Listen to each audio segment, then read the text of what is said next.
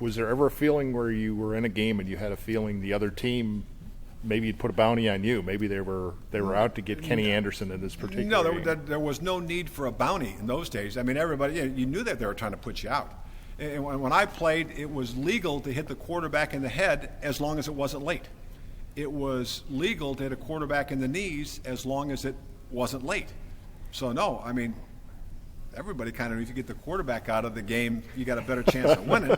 And, and the rules, like I say, were different back then. So, I took some what I considered cheap shots to the head, but there were no penalties on it. So that's kind of the way it was. The rules regarding head injuries obviously were different then, too. It sounds from what you were saying before, maybe there were some games you played in back then where, with the rules today, you wouldn't have been allowed to even play. No question. And I can't, I guess it's one of the things when you get old, you forget certain things, or maybe you embellish others, as you could tell by some of the stories that I told. Please don't go back and check the facts on some of those stories. But no, I mean, you can remember, were they post-concussion syndromes? I don't know. I know I had headaches the next week, but you took Darvon and you practiced. That's just the way you did it. Medical care in those days was different than it is now. Just like everything else has advanced, so has medical care. And that was kind of standard operating procedure back in those days. I mean, the only reason I ended up in Cincinnati is because Greg Cook, blew out his shoulder, had a rotator cuff injury. Well, in those days, it's open up the shoulder, it's a major deal, it's career ending.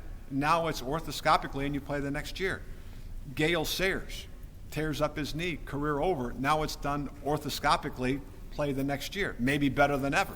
So medical techniques have advanced, and like I say, now with the NFL, I know the players take a baseline test every spring so that they have, medical knowledge of what is normal for that player. They now have independent trainers on the sideline to make decisions whether a guy had a concussion, so it's not necessarily the team doctor or the team trainer. There's an independent person on the sideline. It's up to neurological people whether he can play the next week.